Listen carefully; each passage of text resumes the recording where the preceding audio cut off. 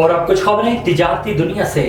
IMF کے درمیان 71 crore dollar مالیت کی اگلی قسط کے لیے پالیسی سطح کے مذاکرات آج سے شروع ہوں گے۔ پالیسی سطح کے مذاکرات کے پہلے روز SIFC کے حکام IMF کو بریفنگ دیں گے۔ مذاکرات میں SIFC کے تحت متوقع براہ راست سرمایہ کاری سے متعلق تفصیلی تبادلہ خیال ہوگا۔ SIFC کے تحت آنے والی سرمایہ کاری پر ٹیکسوں کی رعایت سمیت دیگر امور بھی زیر غور آئیں گے۔ ذرائع وزارت خزانہ کے مطابق پالیسی سطح کے مذاکرات میں پاکستان کی معاشی ٹیم کی قیادت نگران وزیر خزانہ ڈاکٹر شمشاد اختر کریں گے، جبکہ IMF جائزہ مشن کی قیادت مشن کے سربراہ ناتھن پورٹر کریں گے۔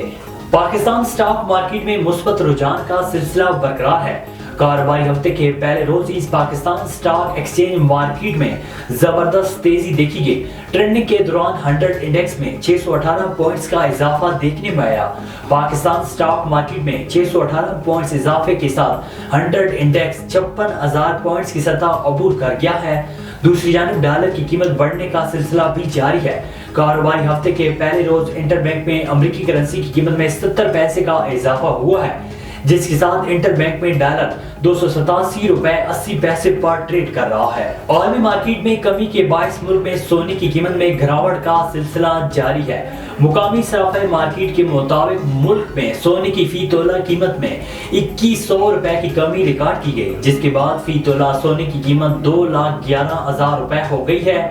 گرام سونے کے نرخ میں بھی 10,1800 روپے کی کمی ہوئی ہے، جس کے بعد مارکیٹ میں 10 گرام سونا 1,80,898 روپے کا ہو گیا ہے۔